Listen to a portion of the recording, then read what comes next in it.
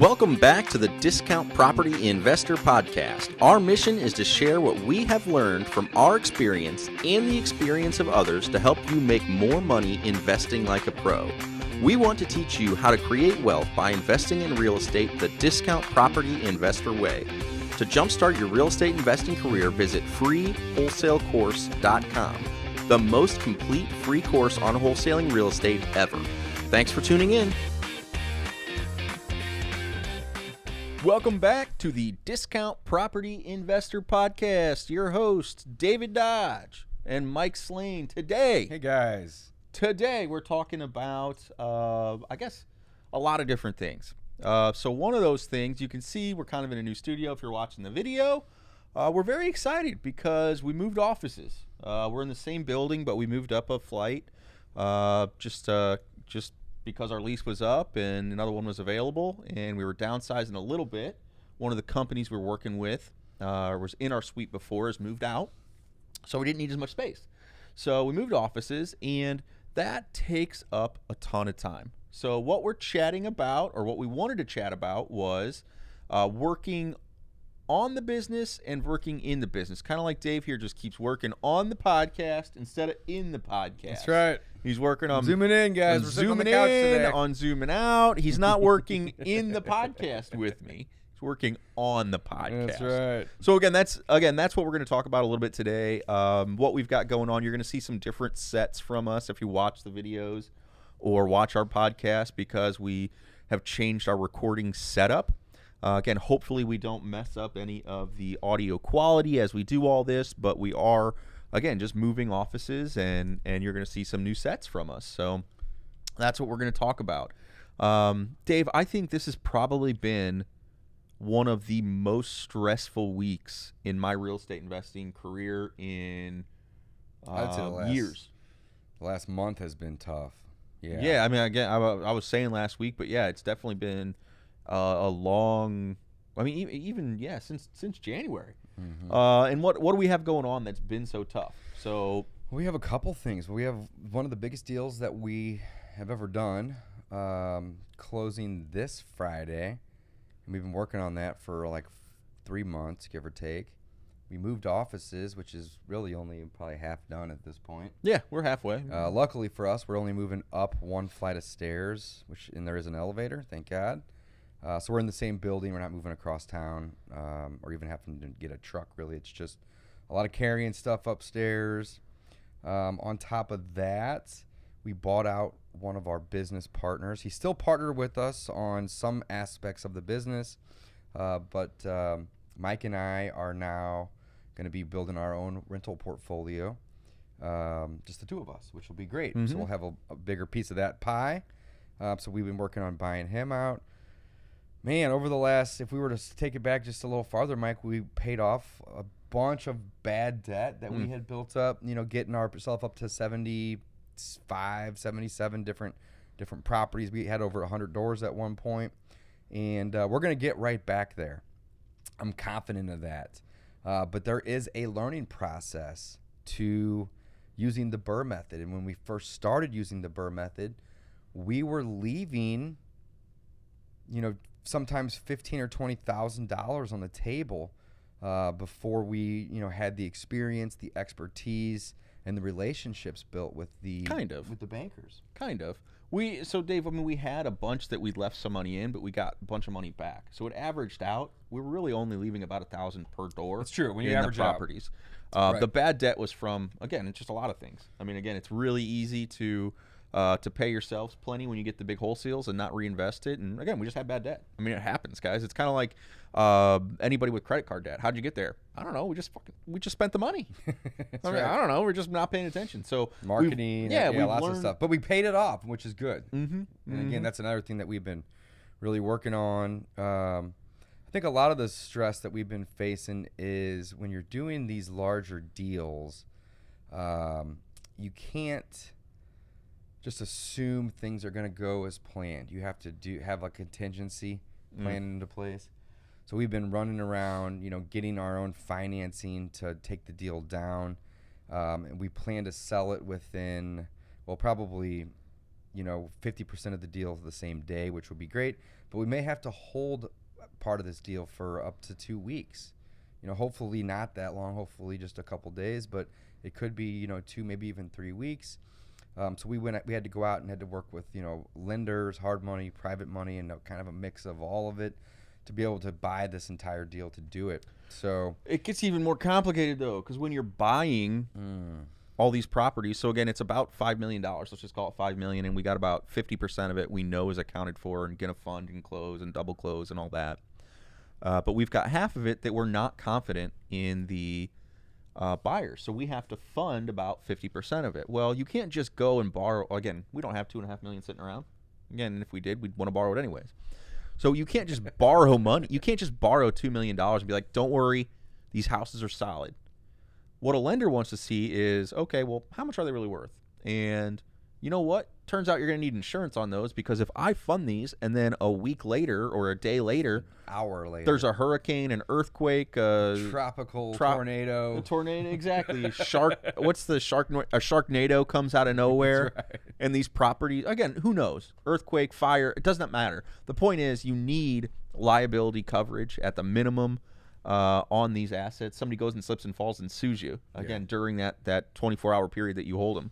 So, again, we have to have liability insurance. So that's a whole nother can of worms. Even though we have a great insurance broker that we work with, they can't just turn out 40, 50 policies for $2.5 million in 24 hours. And this is a little bit outside our normal area. So these properties don't fit the mold of what we've been buying in the past. So there's all sorts of things that go on with that. Yeah, and we're buying them in the winter. I mean, today's the 24th of February. The deal should close on the 26th, so that's 2 days from now. But we are in February, right? So, in the event that the deal doesn't close the second part right away, we're going to have to then go out and get utilities turned on in our name and incur more, expenses and stuff. So, the cool thing, though, is that we're basically buying about 100 houses in one transaction, which is what we've been doing for the last, call it 2.5, 3 years over the whole year, right? We've been roughly buying about, give or take, 90-ish houses a year over the last 3 years, and now we're doing this in one single transaction. Yeah. So that is the cool thing, but just because it's one transaction and not 90 transactions, you still have just as many moving parts. So, oh man, it's been a lot of work, if not more, and the it's reward should be pretty good too. And it's all on one day, which makes it, again, it's just so much more stress. It just reminds me of when I was a new wholesaler. I mean, Dave, I imagine you have the same thing. It's very stressful. It's like, oh man, what if the buyer doesn't close? Oh man, what if this? What if that? Like, there's so much stress involved, and you've committed. So again, it really raises the stakes. It's one of those things where I think we say it a lot, is you've got to get out of your comfort zone. Like, you have to live in that out of your comfort zone area. Yeah. And this is it for us. This is it for me. I'm not comfortable with this dollar amount, taking it down on my own. But again, it's, it is going to be profitable for us. So yeah. We'll have it hopefully closed this week, the end of this week. And then again, within, 1 to 2 more, we'll have the entire thing sold off. So essentially, we're wholesaling. That's the coolest part. Even though we're having to, buy and hold for a couple days or weeks, a part of this package, we're still wholesaling it. Now, this isn't one of those type of wholesales where, it's none of your own money. We are putting some of our money up to secure the transaction. But essentially, though, we don't have any exit.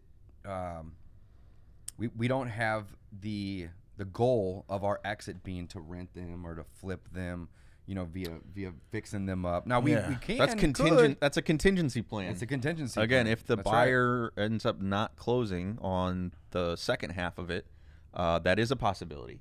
And again, we're looking to buy, so again, it's Illinois, so we're not really that excited about buying and holding there, but we'll do it. I mean, 100% we'll do it. I mean, honestly, it'd be great. I mean, we would mark our acquisitions off for the year then at that point. Yeah. And So there's really, houses. even if that were to happen, it's not going to be the end of the world. But the goal, right, would be to buy and sell and pay all of our lenders back and cancel all the insurance policies that we needed to get in place for, 1 to 2 weeks, pay out all the commissions and everything else, and walk away with over 6 figures of profit. So that's kind of the goal. And, once we get this done and We'll give it's out all- behind us, we'll give out all the details, and all for the sure. go through all the steps and make a ton of case studies on it, because it'll definitely be a good learning experience and lots of gold nuggets in there. Man, I learned a lot. I learned a ton on this deal. Yeah, it's very, very interesting. So that's really working in our business. And again, I think that it has occupied quite a bit of our brain power, our time. Collectively, we've both been in on it. Even our partner that we bought out has been involved in that one, because this was a deal that we started back when he was in the business. So he's very, very involved in it as well and get a profit from it. So it's been very good. But it has taken a lot of mental energy, just this one deal, even though it is such a big one. And like I said, on top of that, we're moving. On top of that, what else, man? Best, there's never a good time to move, right? It just isn't. So, and what was it? I think Mike Z was saying, moving your business, it accounts for approximately 2 weeks of downtime, or the equivalent of it, or I don't remember what it was. It was like 80 hours or something like that. And I believe it. I mean, we've got, how many different LLCs that we're going to come in and have to change mailing addresses on with the city, the state. Then every property we own, we need to send the recorder information, say, hey, we've moved. Tax records. For tax records, all of our bank accounts we have to change. Our brokerage, we have to notify all of the utilities that we would have in our name, and sometimes we're forced to. Yeah, definitely with trash and water on multis. There's so many things that just go into moving, and we're just moving up one flight of stairs. Right, it's crazy. The good news is that we can monitor what comes downstairs. For a couple weeks. We'll set a mailbox out there, and hopefully the mail lady bring it up. Taking 2 full weeks, or roughly 80 hours, is not an exaggeration. It's going to take every bit of that to move it all over. But the move was good. We basically cut our rent in half. We had a lot of extra space that we really didn't need, and with us being in the age of COVID, I hate saying that, but it's kind of the truth, man. We're in the age of coronavirus. A lot of people are downsizing completely and just doing everything virtual. But when you're running a business like we are that has a lot of moving parts, we're constantly buying rentals. We're rehabbing properties. We're working with bankers. We're wholesaling. We're doing tons of marketing. You got to just have a place to meet and to have your guys come get their paychecks from.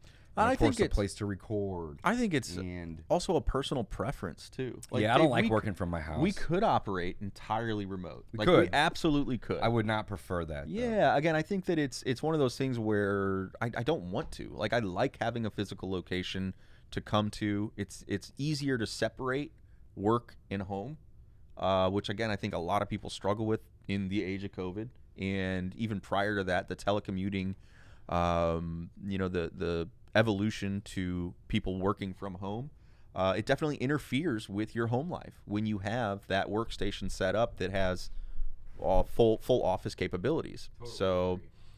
It's not just playing with my camera here, don't worry about me. Yeah, which camera are we on? Are we on the right one? Yeah, we're on the right one. All right, just testing some different stuff. Yeah, so it's just very, very interesting. I'm very happy that we have the office space. I'm excited because we're kind of getting a lot of new stuff too, making it more uniform, just kind of more what we wanted. Everybody's got the same sit-stand desk now. Everybody's got one of the good things about moving, which there's not very many, but one of the good things that I'm looking forward to is it kind of forces you to go through all the stuff you have and really decide, is this going to help me in my business? Is this going to help me, get in front of more sellers? Is this going to help me stay more organized? Or is this just trash? Should I just purge all of this stuff? Humans love to acquire stuff. That's why the storage space is such a great thriving space that Mike and I are trying to get into, right? But we'd love to buy some storage units. People love their stuff. So this is a great opportunity for us as we're moving to kind of, look at everything and just really, say, hey, is this something I'm going to use? Is it going to help me? Is it going to value me? Is it going to benefit me? Or is it just going to be another trinket that I'm going to have to clean and dust and worry about, So our goal with moving, upstairs was, let's try to get rid of like half, if not 2/3 of just all this stuff. You know what's funny? The office we had downstairs, we were there for 5 years, right? Yeah. 4.5, call it 5. We were there for 5 years. So, you just acquire stuff, and when you come back from a property, you may have grabbed something, or maybe you have this thing or widget or just lots of stuff. So the ability to just go through and just, kind of say, hey, I don't need most of this. Let's either donate it or throw it, toss it, whatever.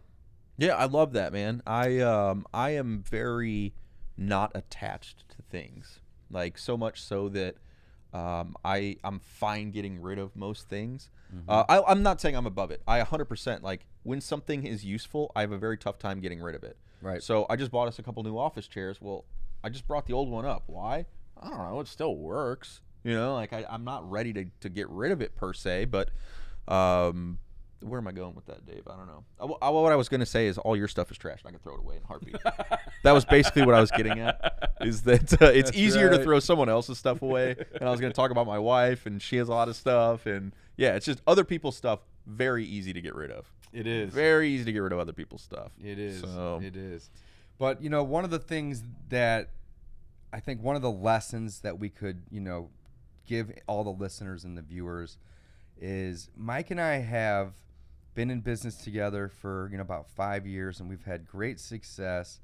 One of the things that we, and this is something that we've done several times, is we have gone down the rabbit hole of doing this or learning that, and we've stopped our marketing. Now, we haven't done this probably for at least a year, maybe a year and a half. We've been doing pretty good, which is great, right? But if you get consumed in one big deal, or you have to move your office, or something in your life happens, right? To where you don't have as much time, don't forget the number one thing that everybody in our shoes, no matter if you're a wholesaler, if you're a fix and flipper, if you're a landlord, whatever, right, is you have to keep that marketing going. Do not let that ball hit the ground, right? Keep it going. Keep juggling that ball by all means, because if you don't have leads, you don't really have anything, right? This business consists of leads. That's really what it all comes down to. And, people often say, well, there's always going to be houses for sale. Well, that's so true. But finding the motivated sellers, that's the hard part, right?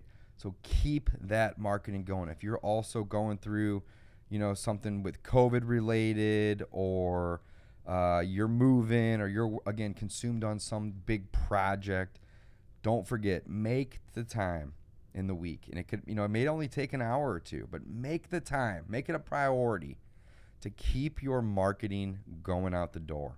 And some people, that may be as simple as just writing a check to pay for the billboard or the radio or the direct mail. It could be writing a check to your virtual assistants so they can help you. It may be allocating 10, 15, maybe 20 hours a week so you can do these activities like the cold calling or the cold texting or the driving for dollars. But the most important thing, guys, to take away from this episode is, life is going to throw curveballs at you. You're going to get busy. Sometimes it's important to work on the business, right?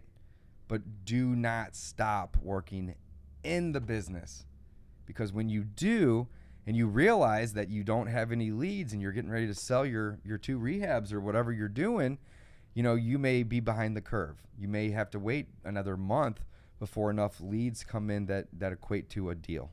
So don't stop your marketing. That is the lesson. Yeah, it's good, man. I think that's very important, and it's tough. It really is tough. I mean, again, we struggle with it. It is balancing that, working on the business and working in the business. So make sure you again, get a consistent plan to make sure you get marketing out the door. I mean, whatever it takes for you to put that as priority number one, do it. Do it. I mean, I think that Dave and I, we've had calendars, we've had different things, and I'm not really even sure why, but we have. I mean, Dave, you've been really, really consistent for the last year. I don't know what's changed, but we're really crushing it, and I would say good job, man. Yeah, I mean, thanks, I'm thanks. really, really happy.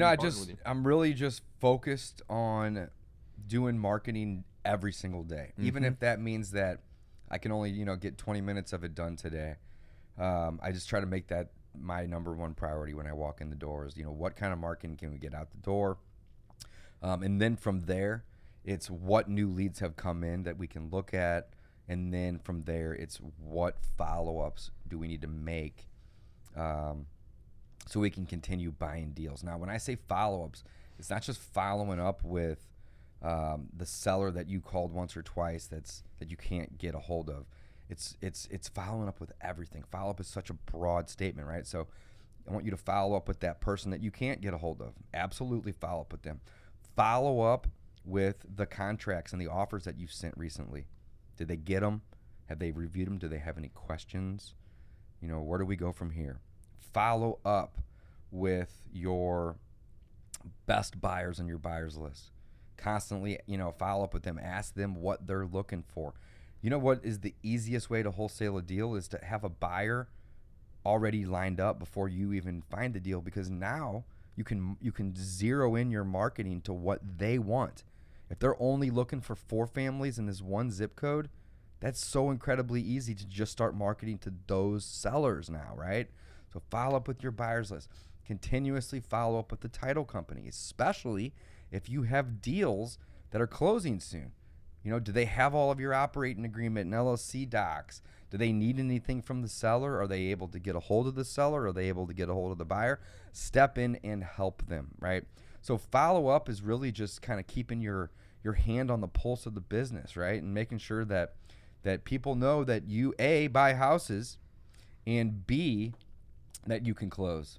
So the follow-up part is the most, is probably the most time-consuming part of the process, but it's impossible to follow up with sellers if you don't already have the leads.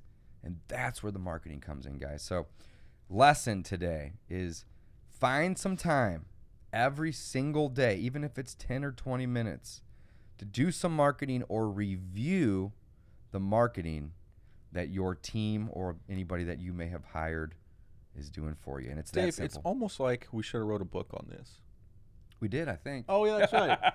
We did. So right. It's kind of the 3 pillars is what I'm talking Yeah, about. it really is. Guys, check out the discountpropertyinvestor.com website.